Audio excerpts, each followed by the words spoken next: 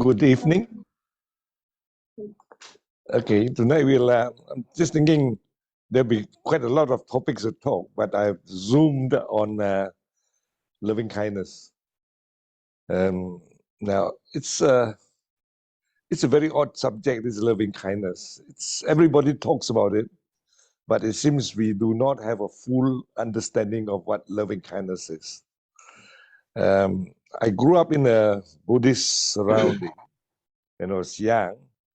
And those days, we don't have much English in our Dharma. You go to Thai temple, they speak in Thai. Then you go to Chinese temple, they speak in Chinese.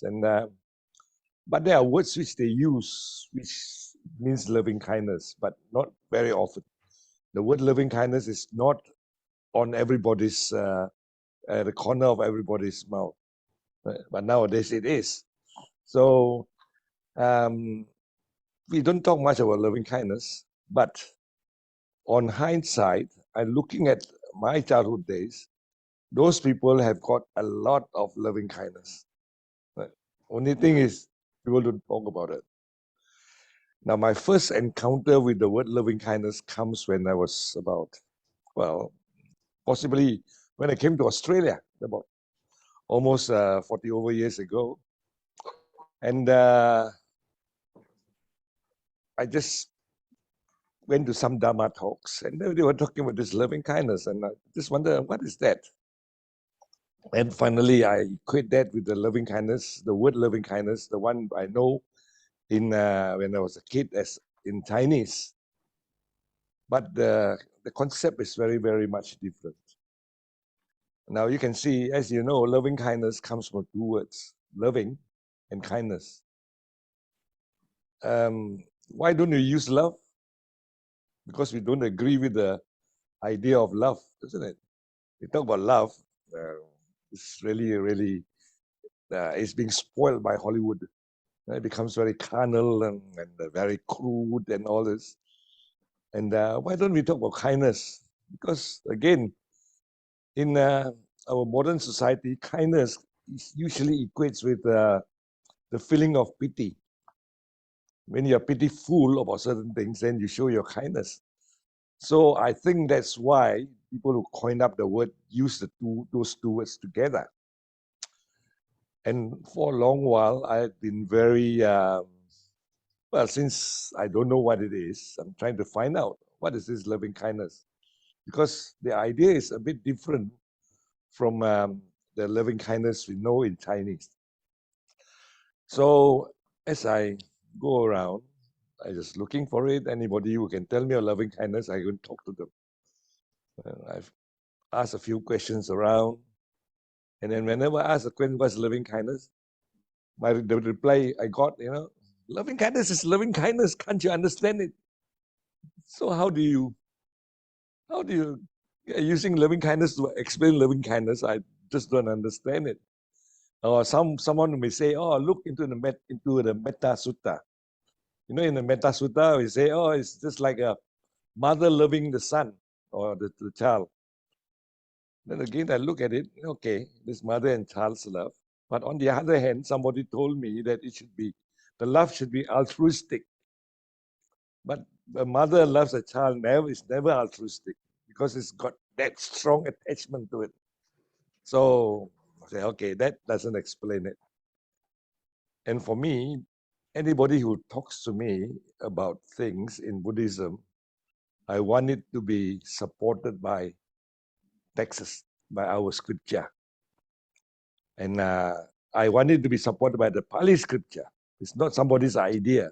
There's got to be words which are recorded, which are supposed to be the Buddha's words. So for a while, I just keep on floating and attended a few sessions. And one of the sessions I had was what they call loving kindness meditation. It was very common in 1980, in the 80s. You sit down there, sit down, meditate, and then after that, but just during the meditation, you're taught to how to send your loving kindness. So I was sitting there, closing the eyes, and then you can hear the teacher's voice Now you send your loving kindness to the one in front of you, and then the loving kindness to the one behind you, to your side, up there and down there in the 6 directions. And it so happened that the fellow who sits on my left is somebody I consider not a not a very kind person, right? She's always brag about things, all these things which make you dislike her. I won't say I hate her, but I dislike her. And then when it comes to her, then sending the loving kindness to the one on my left, I thought, nah, I skip her. I wouldn't give her the loving kindness. She doesn't deserve my loving kindness. So go to the one after that. And then, but when it comes to the teacher, the teacher is so good. I send all my loving kindness to him. So I sort of treated this loving kindness like people treating those cryptocurrency nowadays. You give away, just give. Actually, at the time, you look at it on hindsight, I never have any loving kindness.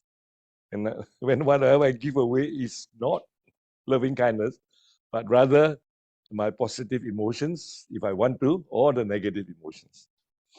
So again, it goes on and on until one fine day, by chance, I was reading the Majjhima Nikaya, that is the middle length saying of the Buddha, and came across one particular sutta. It's a sutta about the Buddha visiting 3 monks at the time, 3 monks living together. Right? The leader of the group is Anuruddha, which is the Buddha's cousin. Right? And in the sutta, the Buddha asked them how they get along and live and all these things. And Anuruddha told them that that's how we live. So I read to you the reply of Anuruddha. He says, I maintain verbal acts of loving kindness towards them, the two other monks, both openly and privately. I maintain mental acts of loving kindness towards them, both openly and privately. You see, words and mental. Right? So that tells me, or that told me that loving kindness is not a thing that you give away. Loving kindness should be the sort of mindset which you have for you to have mental and your physical actions. That means for you to have your thoughts, your intentions, and all this. And loving kindness should be the driving force behind our verbal and our physical actions. Right? So how he does it, he told the Buddha, I do it because he has this thought for me. It's a gain for me, a great gain for me that I'm living with such companions in those venerable ones, both openly and privately. That means you see how he appreciates the other's company. When you have loving kindness, we want to learn how to appreciate others. Right? And also he did say that whenever others want something done, he'll try to put away whatever he's doing to help the other person. Right? And that attitude they have is what he said as, we are different in body, but one in mind. That means when you see loving, if what it tries to tell us in this passage is, the loving kindness is for us to be able to get along with other people, how to live with other people. Right? We live alone? Even monks don't live alone. Now, for people like you, me, and we are lay people, the things is wider because Anuruddha lives with only 2 other people. Whereas for us, we are living with our close ones, we are living with friends, we are living with people who provide services for us, people who are helping us and all these things. So we have got to have this sort of attitude. Try to be with them. Right? We always look at people in a judgmental way. We judge them, yes, no, good, bad, and all these things. But can we get away from this judgmental thoughts which you have, or the tendency to judge people? Just treat them as person. And then as you know them better, try to appreciate them. And think of this way. We are different in body, but one in mind. The reason why there's a lot of disputes on things is just precisely because of this, because people don't think of the other person. When we do things, we always think of ourselves only. That's selfishness. Now, one of the teachers I happened to meet told me too. He says, if you are selfish, you can never have loving kindness in you. And which is very, very true. There are often, I am quite selfish and I try to give away my loving kindness, but what actually I gave away is rubbish. So it says how then they live in the atmosphere of loving kindness. Right? So we are living in concord with mutual appreciation, without disputing, blending like milk and water, viewing each other with kindly eyes. Then that viewing each other with kindly eyes is exactly what it is with loving kindness. Think that, okay, these people are worth appreciating. We appreciate them. Now, he also, Anuruddha also told the Buddha the way loving kindness manifests itself. Right? He says, whichever of us returns first from the village with alms food, prepares the seeds, sets out the water for drinking and for washing, and puts the refuse bucket in its place, whichever of us returns last, it's only food left over, if he wishes. Otherwise, it throws it away where there's no greenery or drops it into water where there's no life. He puts away the seeds and the seeds and the water for drinking and for washing. He puts away the refuse bucket after washing it, and he sweeps out the refectory. But whoever notices that the pots of water for drinking, washing, or the latrine are low or empty, takes care of them. If they're too heavy for them, they call somebody else by a signal of the hand, and they move it by joining hands.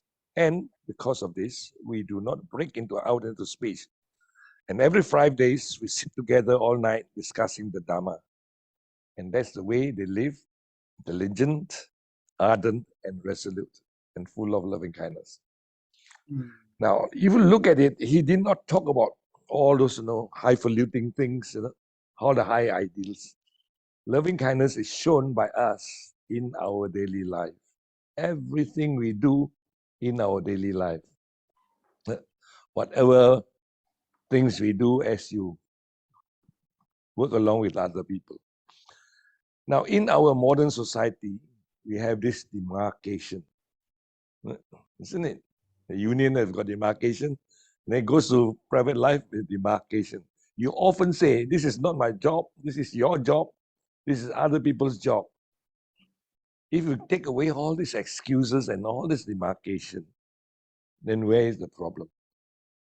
That means that you are actually practicing what is loving kindness. And then, so in this particular short passage we have in that in the sutta, it explains to us what loving kindness really is. It says that it's the absence of greed or hatred or delusion of all our actions. You do things with a mind of appreciation, appreciating people, do it with gratitude, and do it with thankfulness, and so on. So when we start doing that, then you find that, number one, how it benefits us. Because Buddhism is about benefits, isn't it? It's not about money benefit, but how it benefits us in our life. Number one is you feel a lot better. We do feel a lot better if we practice that sort of things.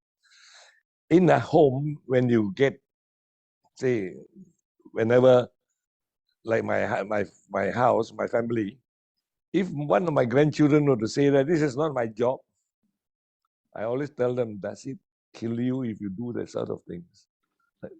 So and when you start to have that sort of things, everybody just move.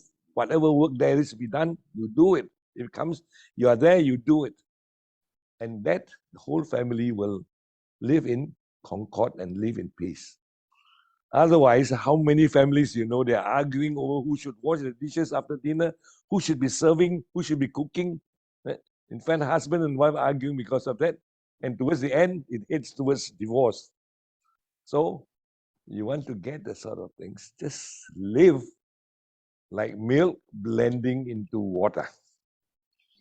And families who do that actually benefit from it. There'll be less disputes. There'll be a lot of happier times when people can talk about things. People are more comfortable with each other. So that is this sort of things. We look the benefits which we get from practicing loving kindness in a very practical way. Right?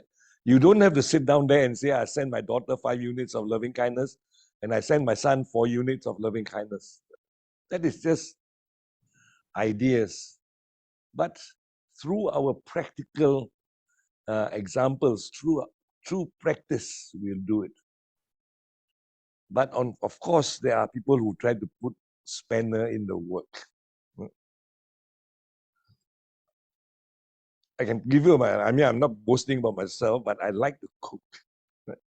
And whenever I cook, I always cook for my kids as well. So, and then I just ask them, come over, just cook something you all like, come over and have it. And they all will come.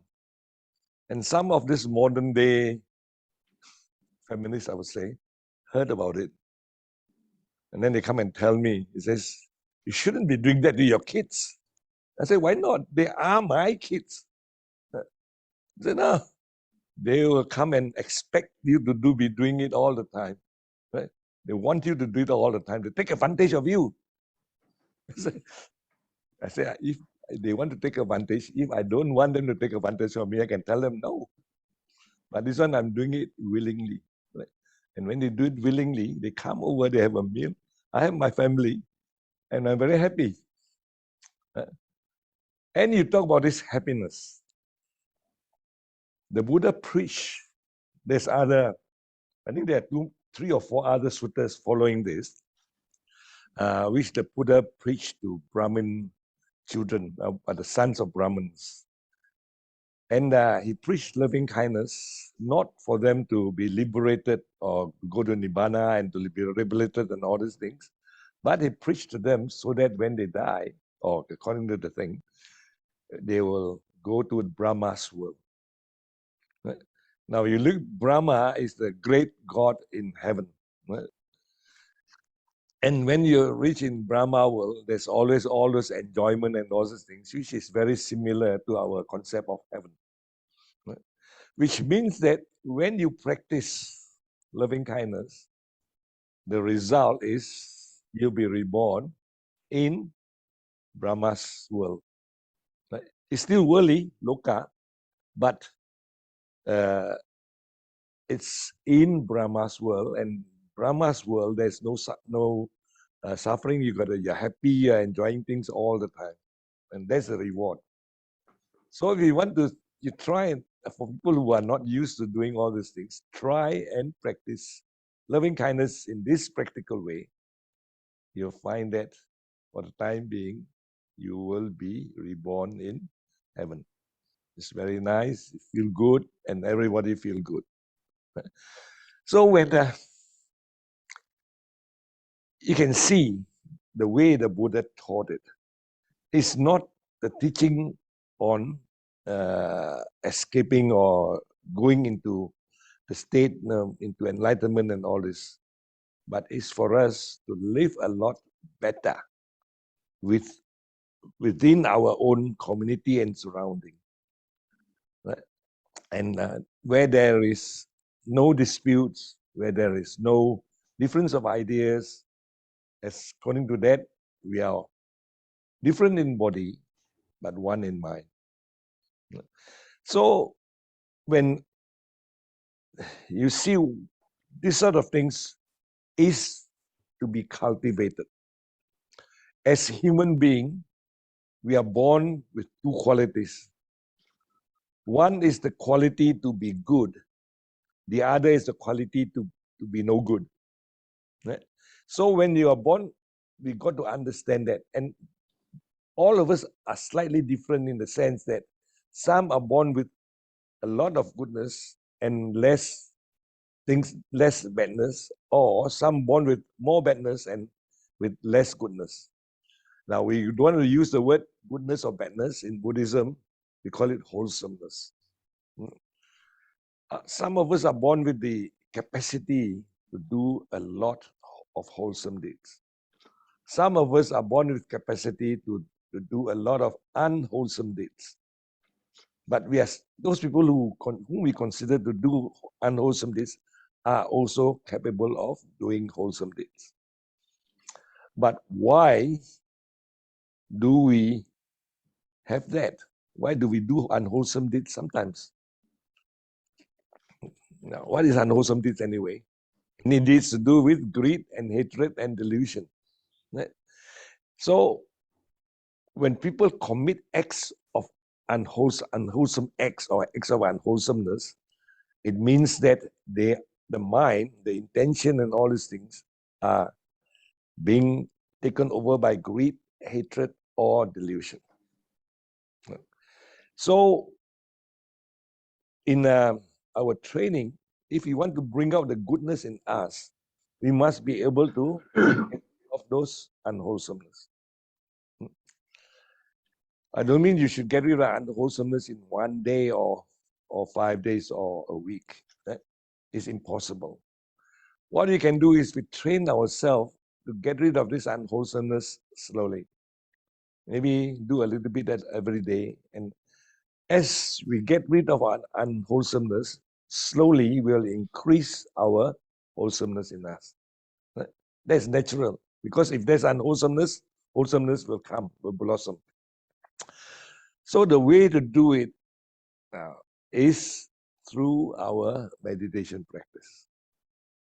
The Buddhist meditation deals with mindfulness. We are talking about mindfulness. And in our Buddhist manual of mindfulness, what I call the Satipatthana Sutta, the Buddha told us not to be attached to things. Right? So what happens is when things comes out, emotional things and things comes out, we got to be able to look at it and let it go. Identify it, let it go. Acknowledge it, let it go. Right? And especially on the few things like anger, our selfishness, and all this, when you start to look at the mind, which is full of that, if we can identify it, we just let it go. When you sit down quietly, closing your eyes, what are we supposed to do in Buddhist meditation? Some people tell me, I just sit down there and feel relaxed and feel nice about it. That's not what the Buddha taught. The Buddha taught us to be aware of what is, what thoughts are arising in us. And these thoughts will eventually turn into mental states and mental objects. If you don't know what's mental state or mental objects, go and refer to your meditation teacher. Tell them you want to know something about Satipatthana Sutta. So when a mind which is closed, which is gripping onto things, will eventually end up with our greed and hatred. A mind which is not discerning will end up with delusion.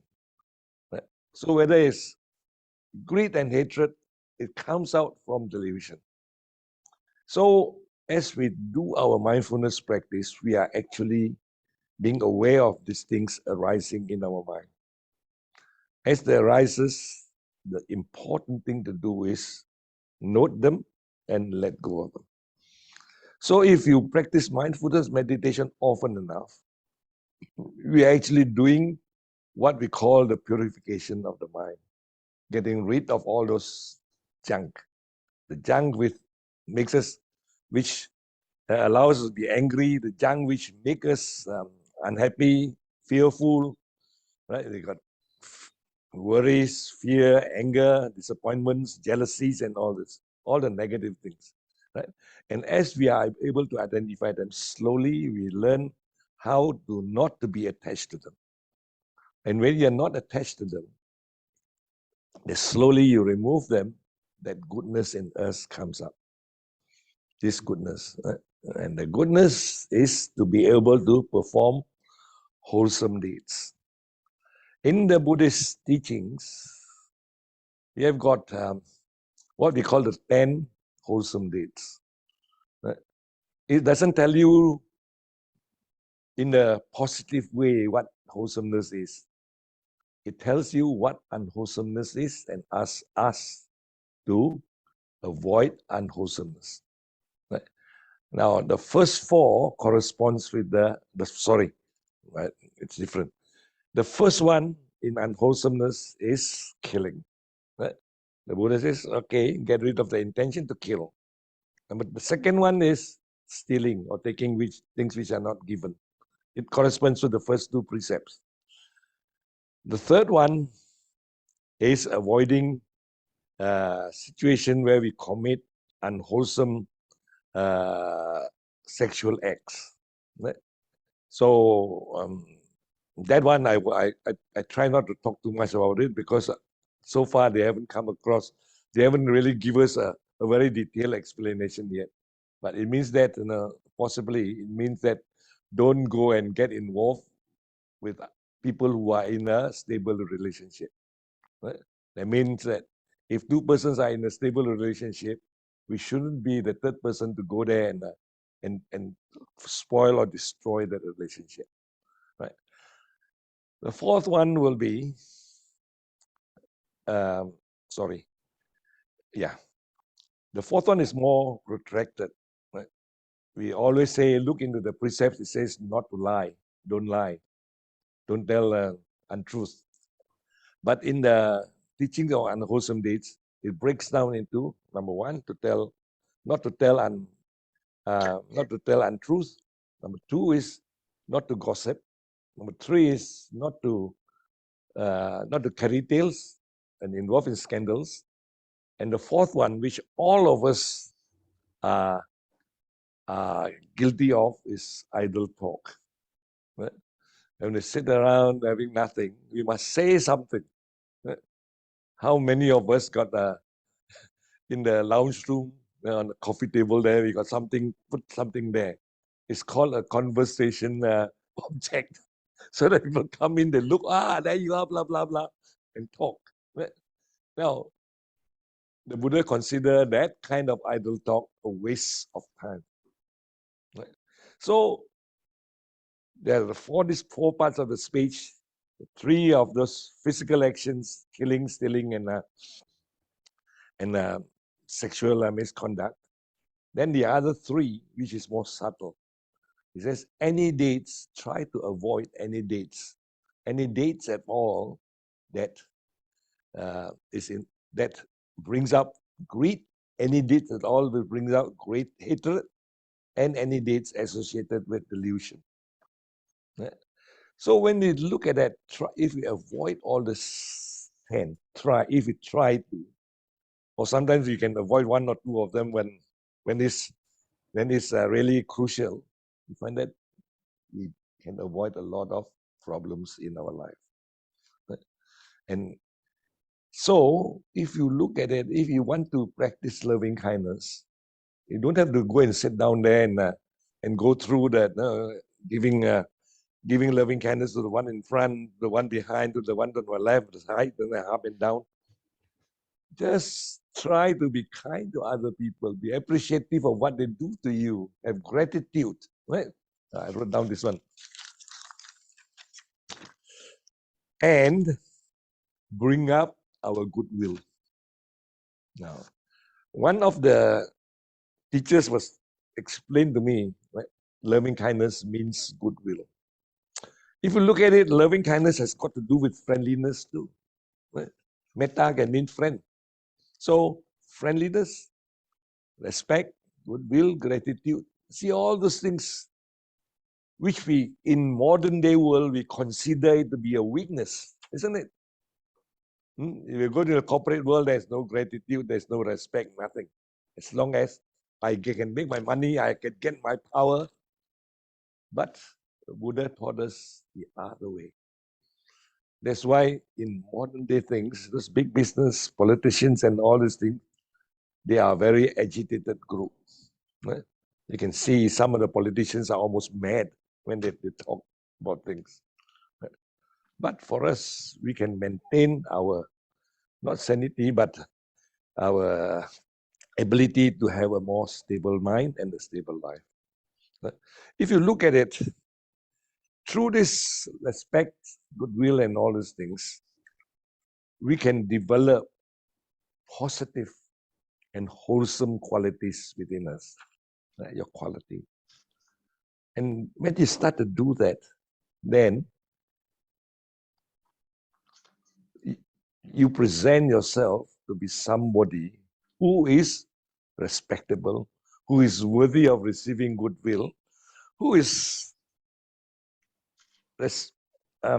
deserving of gratitude and all those things. So when you give all those things out, that's what you get in return, right? You might not be turn out to be a rich person or whatever, or powerful person like the politicians and the tycoons, but at least our relationship within our family, relationship with others, and so on, are a lot better.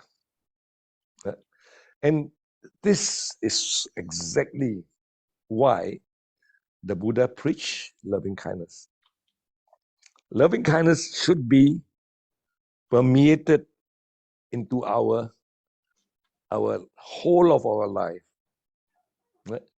We should, wherever we go, no matter what it is, we always must maintain this level of loving kindness in our thoughts, as done by the Venerable Anuruddha in the scripture. View other people like you view yourself. And one of the things, the ways I was taught to, says, when you see a plane flying through, you don't see the people inside there. The people who are going inside there. If you can just bring the thought up and say, may you guys in the plane go to wherever you are safely and have a good time. And that, is part of the purification. At the moment, if you are angry with certain thing, you see a plane flying, and then you start to go around and saying, okay, blah, blah, blah, and be happy, may you be well. Where is your thoughts of that anger which you have? So we should maintain that. Look at a delivery person in the middle of night, cold and so on. Right? Nowadays the Uber Eats and all this. So just look at them. Bring out that feeling of compassion in you. Right? I don't have to do that, but you have to do it. I know how much you are suffering. Don't have to go there and kiss the fella and all these things and say, oh no, I have compassion on you. Just do it in your mind. And when you have that feeling of compassion, which is another part of loving kindness, then you find that whatever bad thoughts you have, the greed and the hatred you have will disappear for the time being. Right? So we got to maintain that. See, when you see, a lot of us have got old relatives, right?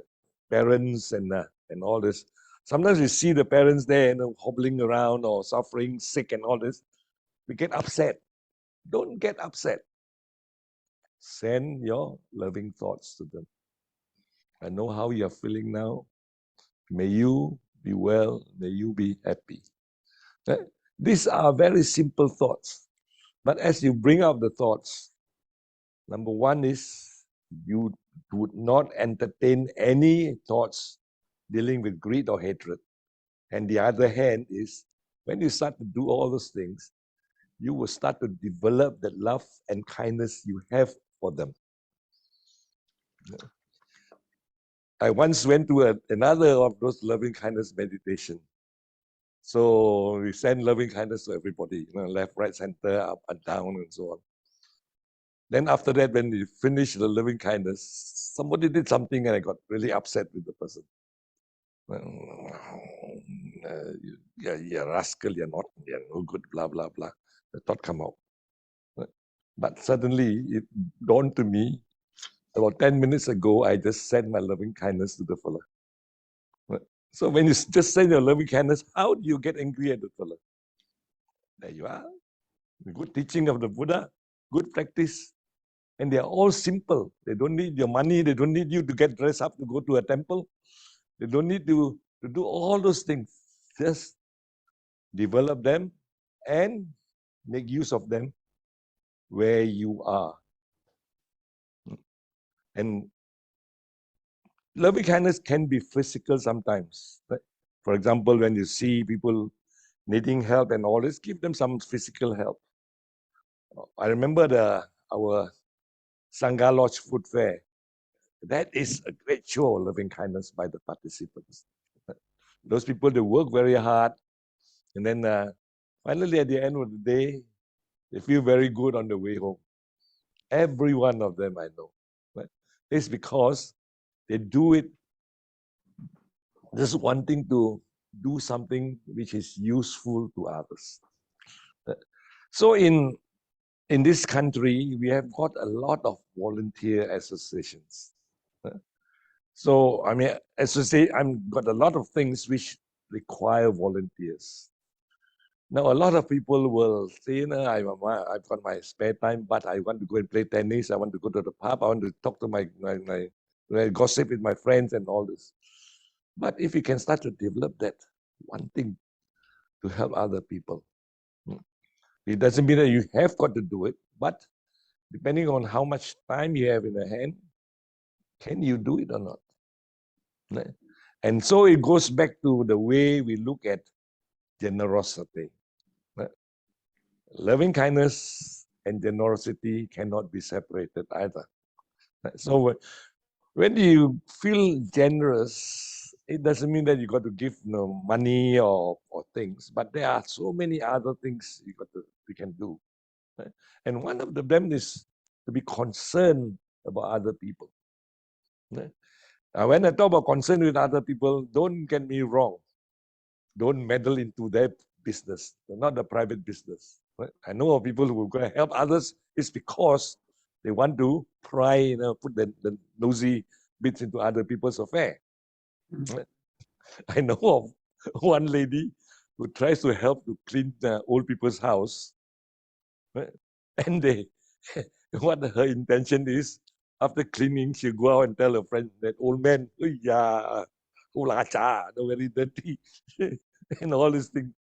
Now, don't do that. Help people because we want to help.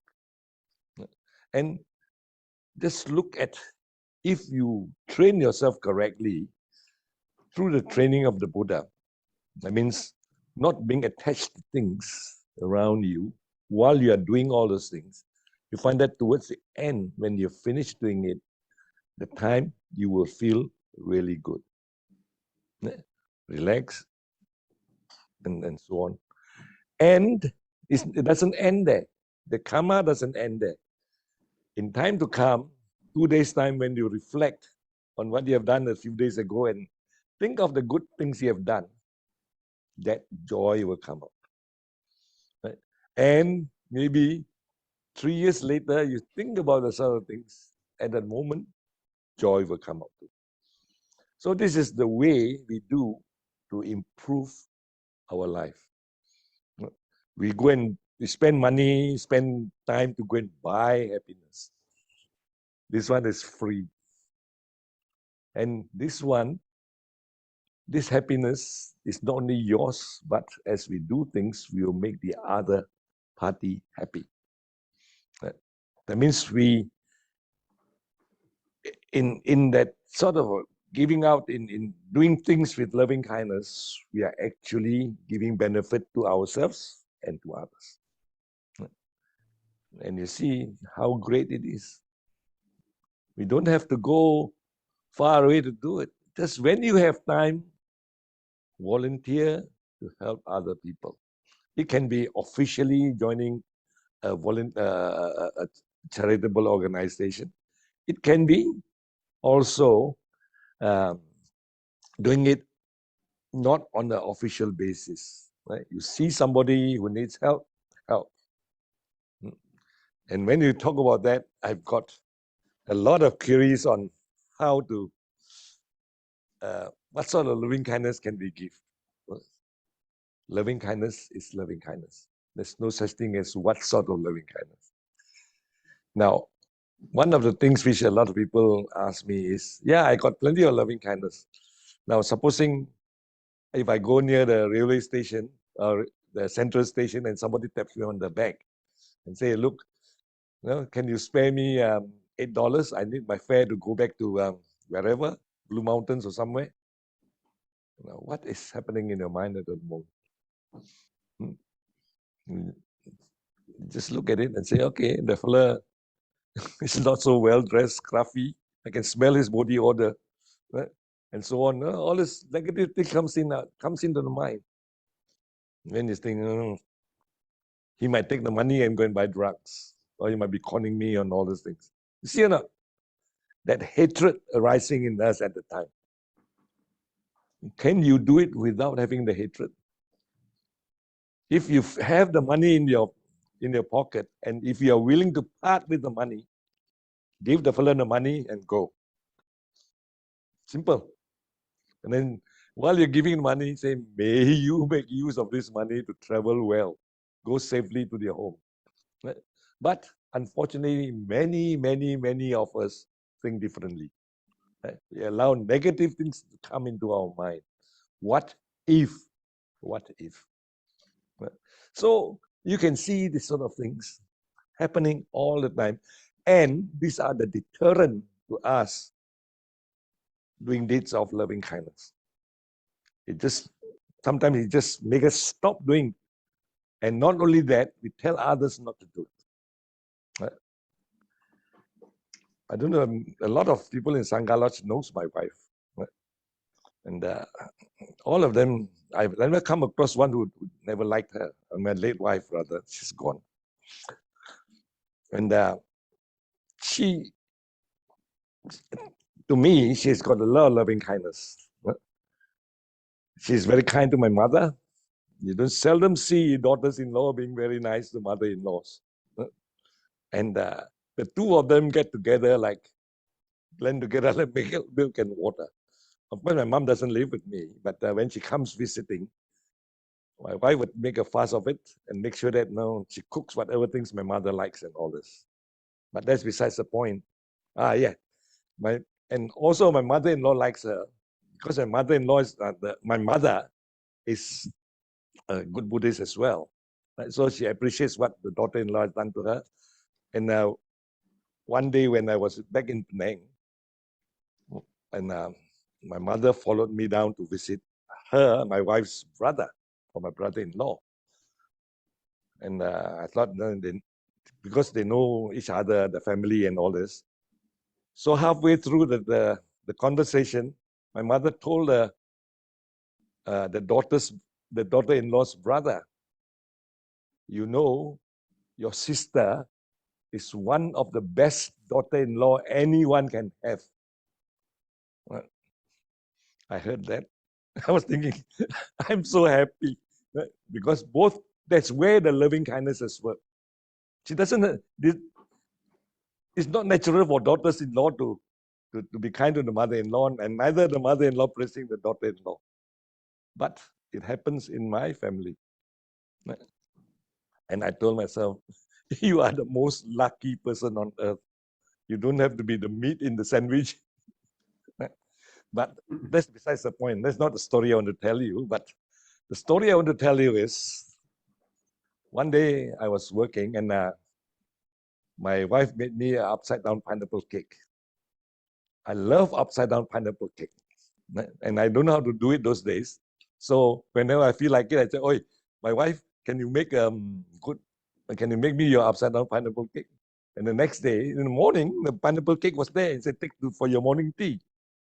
So now I was working, and in the morning we sit down with other colleagues to have our morning tea. So this lady, this colleague, she said, and she looked at me and says, "Jim, you are spoiled."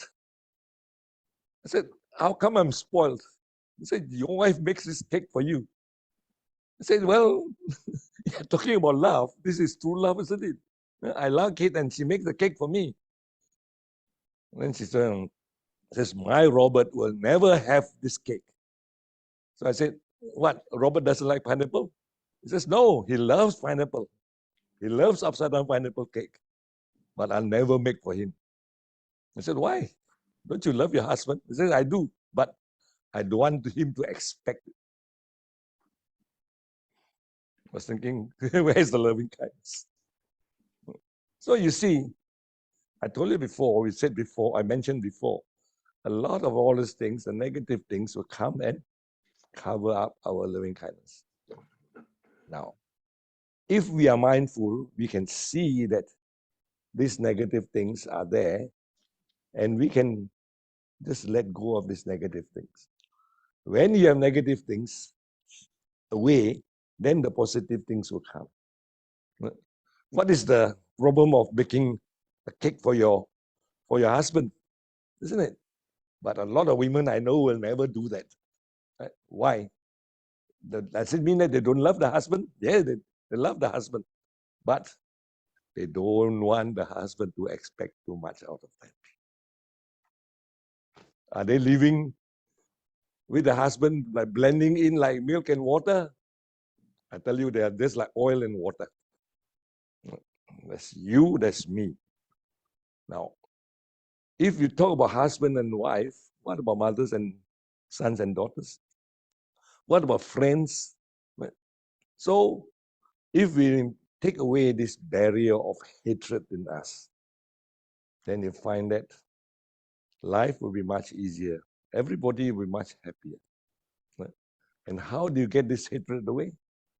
In our mindfulness meditation, we always look at these negative emotions, identify them, and let go of them. And the letting go is a skill. If we do not learn how to let go, our meditation has failed. So you can see the way we do it, people's relationship gets better if there is this practice of loving kindness, or this physical or mental deeds of loving kindness. So, is there anything wrong with that?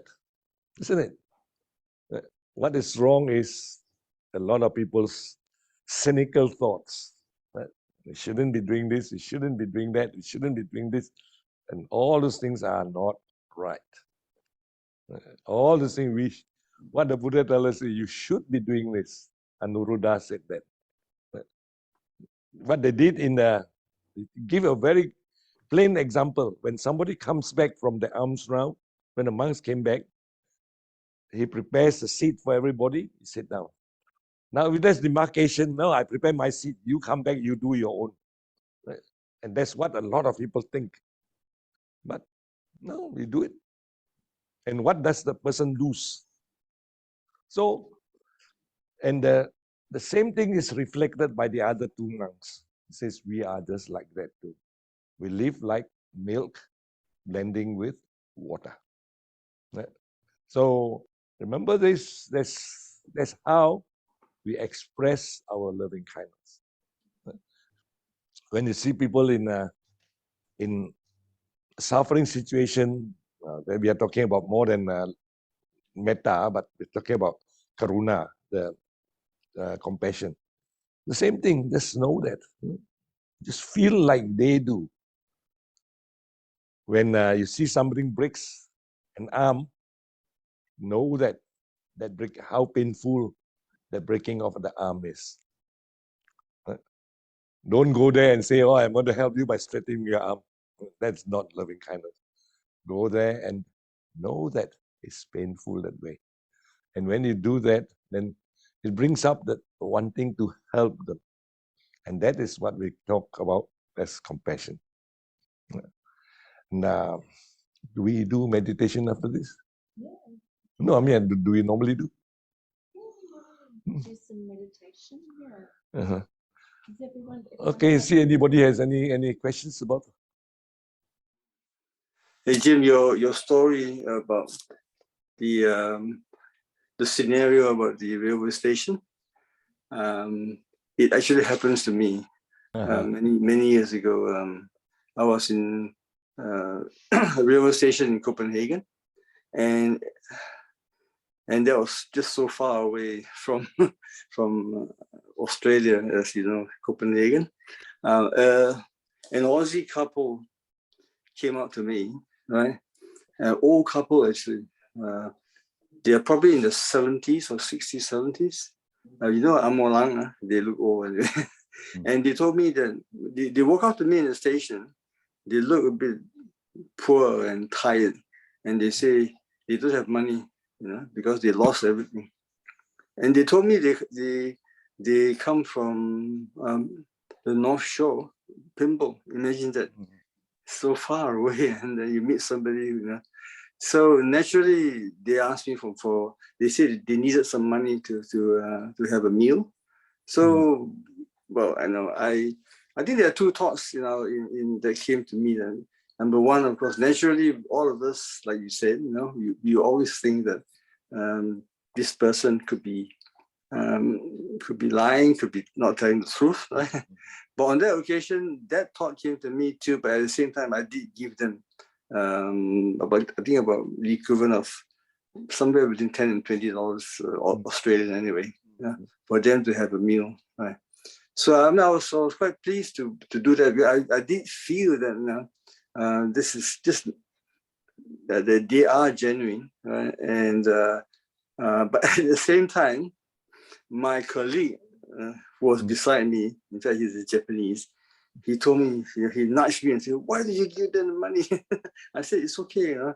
You know, I said, even if they're lying, it's okay, you know. Let them be what they want to be, you know. We just have to do the right thing, and I mean, it's possible. And in fact, I did smell some alcohol from the man's breath, actually, you know. But it is such a, you know, a situation that you meet somebody from halfway around the world, and they tell you they're down the road living in Pimble, and they say they don't have money because they got robbed and they lost everything, and they're waiting for the police to get to help them. So anyway, when you said what you said earlier about this train station scenario, and this is I thought I shared this experience with all of you. Thanks. That what you are doing is a Buddhist way of doing. Yeah, if you have got, see, the thing is conditions. Somebody asks you, do you have the money? Do you have the willingness or not? Right? So you have the willingness, you got the money, give. Right? Because I asked one monk about it. Right? That sort of things. Then the monks gave me a very Buddhist reply. He says, your job, that what you are, if you got the money and you got the intention of giving, you give. Whatever he does with that money is his karma, not yours. Your karma is the wholesome karma. Right? If he eats a thing, the karma is wholesome. You get my point or not? You give with a good intention of wanting to feed them because you think they're hungry or believing them. You give the money, the karma is a good, wholesome karma. Right? And when they take the money, they go and eat, really eat. That is a wholesome karma as well. But if they go and do something else with it, or no, possibly old couple, they I don't think they can do much. It's quite genuine, I'm quite sure. But if they do something else, a young man would, you give $5 or $10 to the fella. If he go and buy drugs and all this, that is his bad karma, nothing to do with you. So I quite think some good relevant thing. What we want to do is, we are there at the moment you give. the thought is pure. No greed, no hatred. Right? And that's full of generosity. So that's why for a lot of times, we allow other of these thoughts to come in and affect our decisions. So sometimes you want to do something good. What for you want to do so much? I mean, I get that all the time. I go, I go and search always get people to do. He says, what for all this trouble? Sangkalo's got money. Yeah. So, But Jim, don't you think that you need to probably exercise a little bit of wisdom to like what Hien's encounter, right?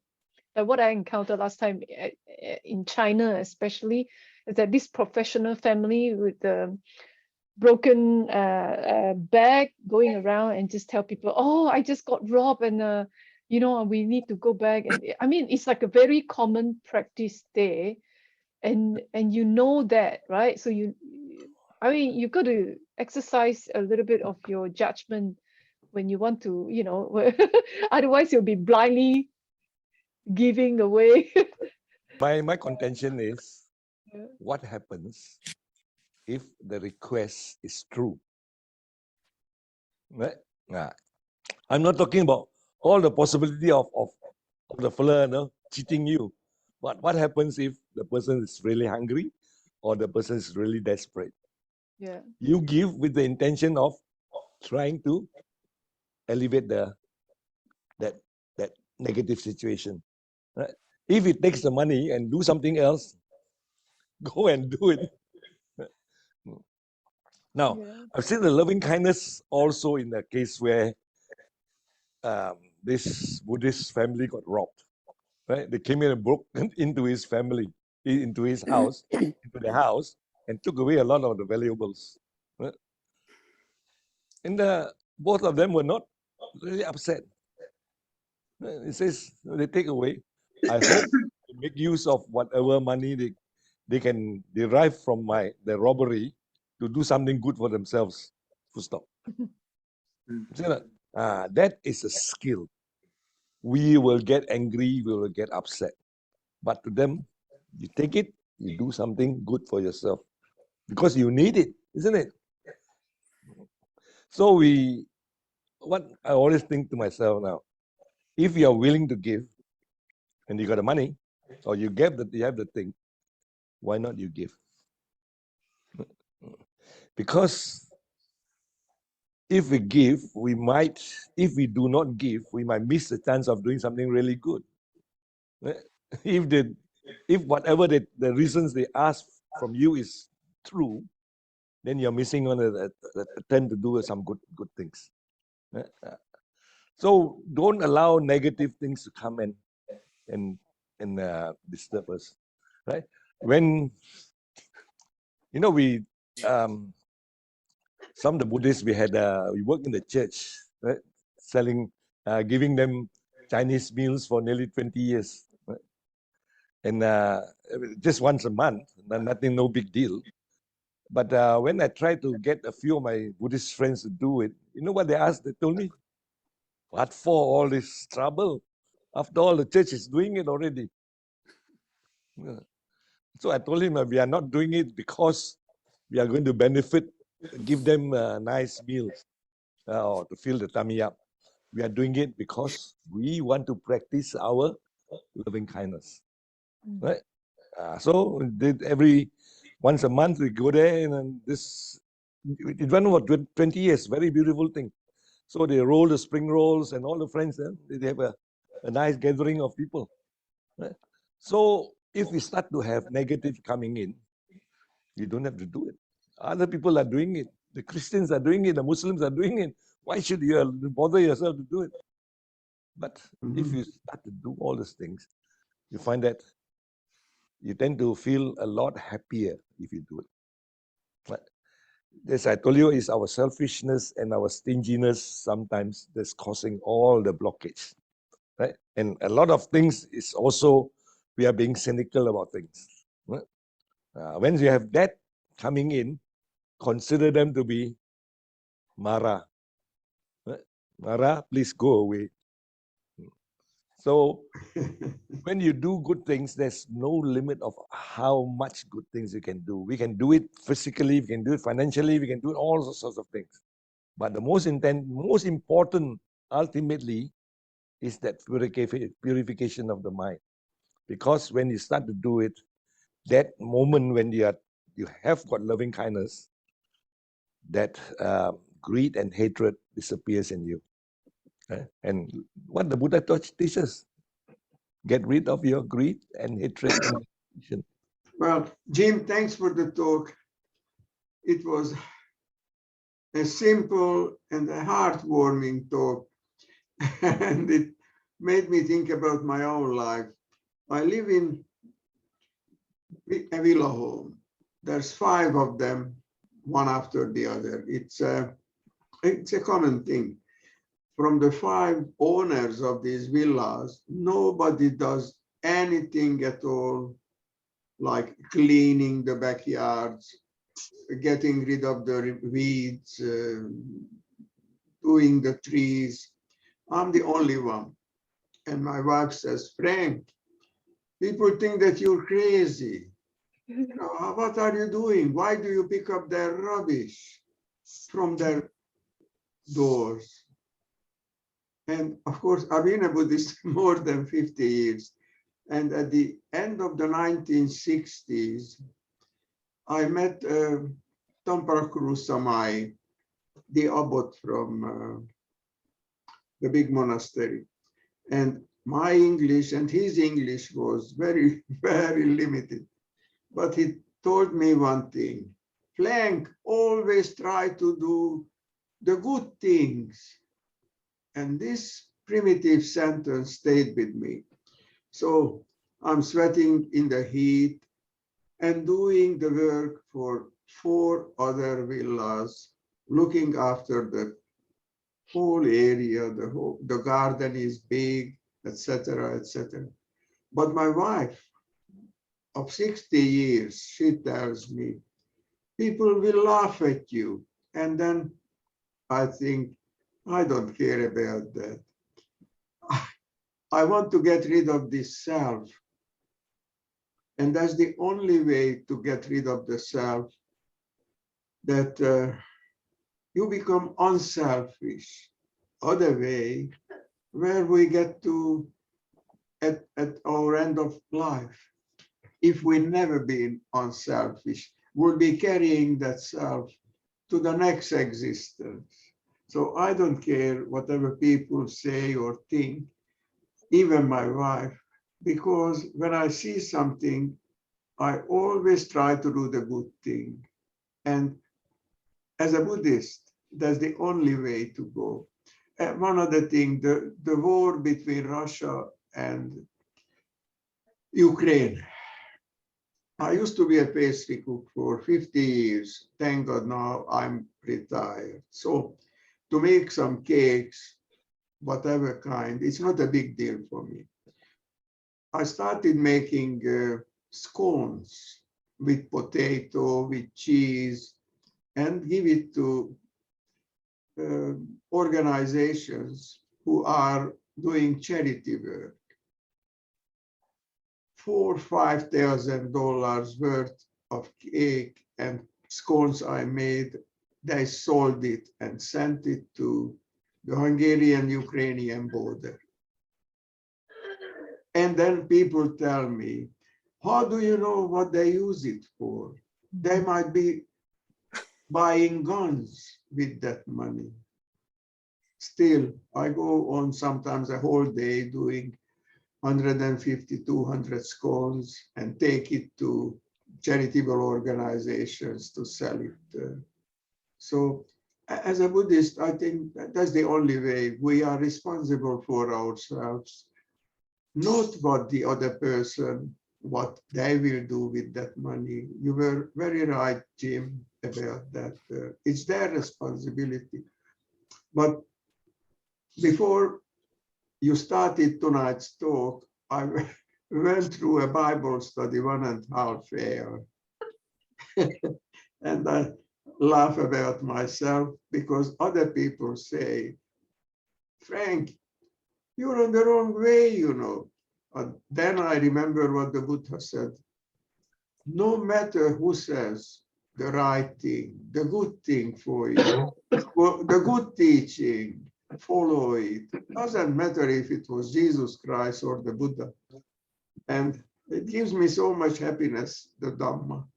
But the only way to really learn the Dhamma is that you sweat with the cakes, you sweat and do unselfishly all the cleaning for other people around me.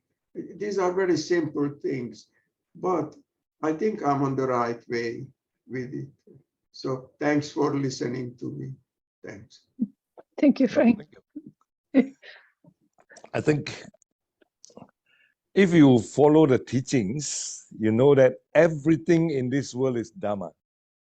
Right? If you listen to if you go to a Thai funeral, you hear them, you know, blah blah blah Dhamma, blah blah blah Dhamma, blah blah blah Dhamma. Right? Everything in this world is Dhamma, and that is the way we train ourselves with things in this world. And the word Dhamma means exactly that as well, because when you talk about the Buddha Dhamma, the Buddha is teaching us about things in this world, starting from our mind. And it goes down, protected into different lives and all those things.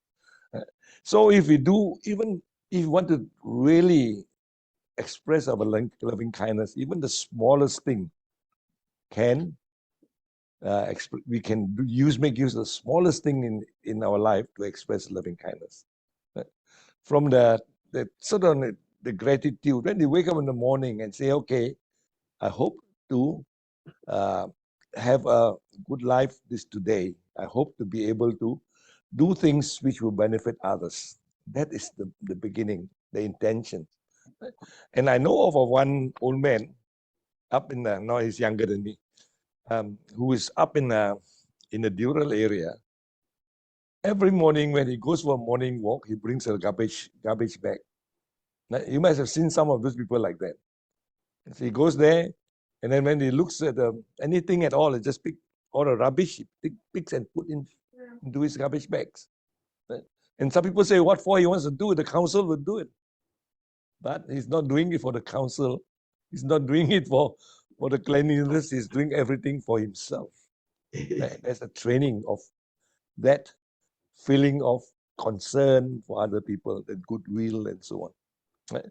So if we do anything at all which can benefit others, invariably it'll benefit ourselves. It comes back to you. Right? So when whether you are on a lifeline there talking to people who wants to commit suicide, just do something. Right? And do whatever we are capable of doing. Don't overreach. Okay. Thanks, Jim. Thank you so much, Jim. Your teachings always bring out the practical things in life and how we can actually practice in our daily life rather than just theory. So all your stories is so many of us can relate to that, right? So so talking about that, so I would like to let everyone know about retreat. There's this retreat that Jim is going to have at the Vejjasala. If anyone interested, Jim is not going to conduct that many retreats, isn't it, Jim? So this is a very rare opportunity.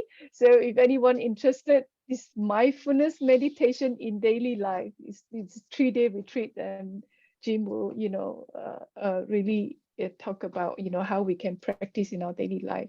This mindfulness meditation is on the 23rd to 25th September. If anyone would like to go, just register through our website. All right.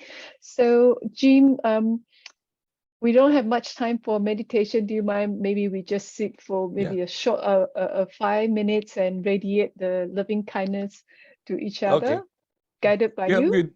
We do a loving kindness meditation, but not sending it to the front and the back fella. Sending it to everyone here. Okay, sit down quietly. feeling comfortable, just close your eyes slightly. Focus on the breathing for a short while.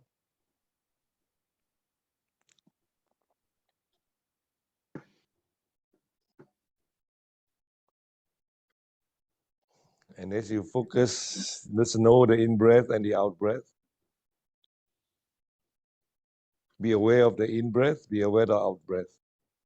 Don't make stories, but just follow the breath, the in-breath and the out-breath.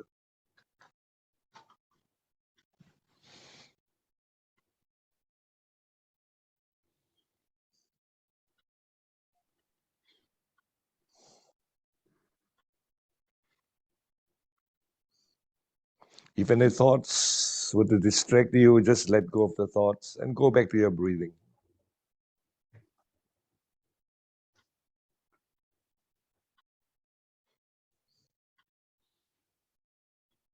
Feel comfortable with yourself.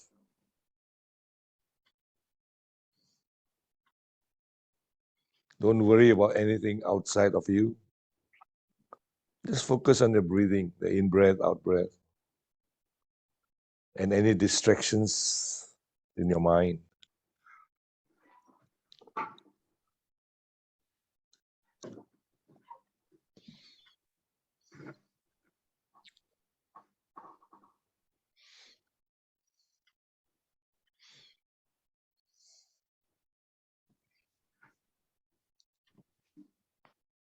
And now think of someone or the few people who are very close to you, people whom we love, people whom you appreciate and all this, just one or two of them.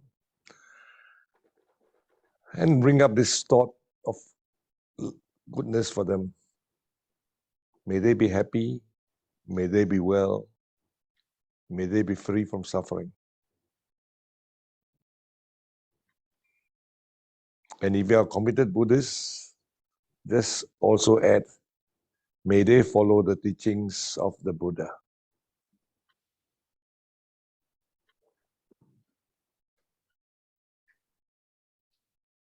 Just visualize them and bring up these thoughts. May they be happy, may they be well, may they be free from suffering, may they follow the teachings of the Buddha.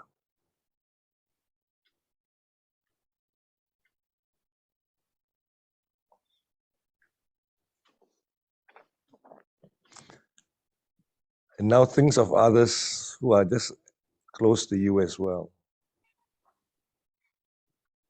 Bring out the thoughts as well. May they be happy, may they be well, may they be free from suffering.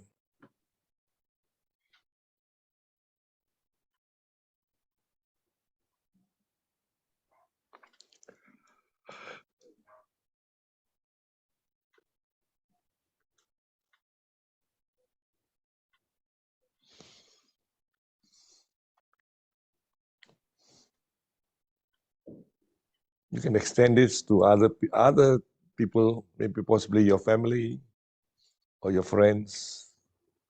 Bring up these thoughts. May they be happy, may they be well, may they be free from suffering.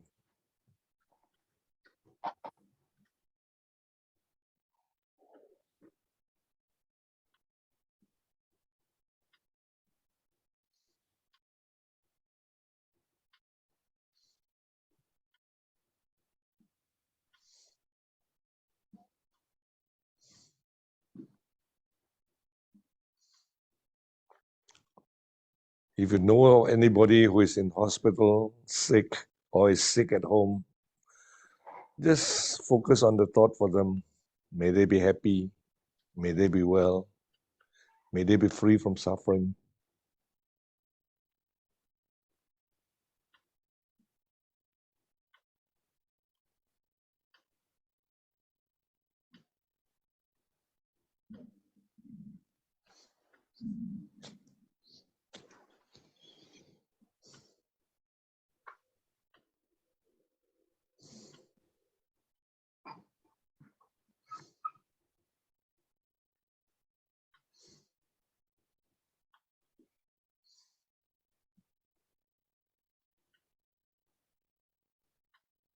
Just think of those who are working late at this night, who has got to earn a living,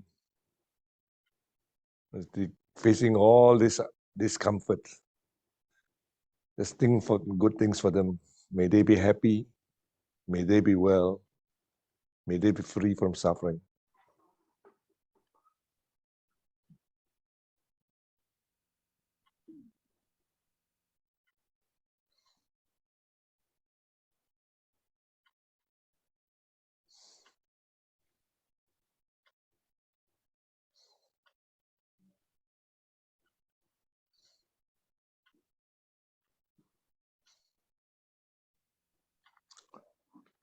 Think of people who are homeless, who are destitute.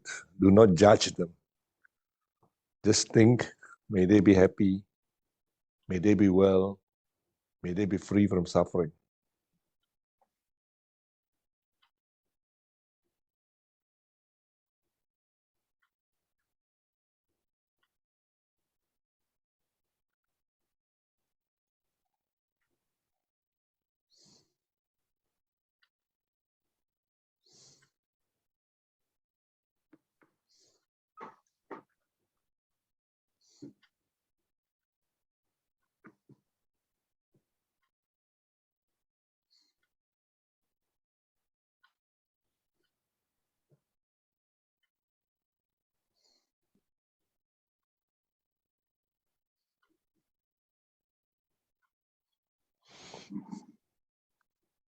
Now direct these thoughts on yourself. May I be happy. May I be well. May I be free from suffering. May I be able to follow the teachings of the Buddha.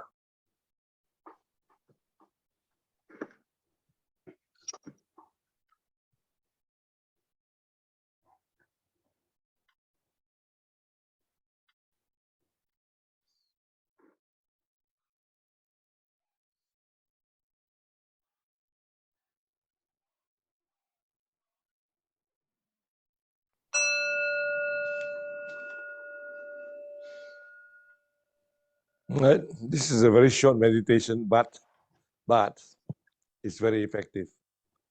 Now, I would recommend you to do it when you're happy.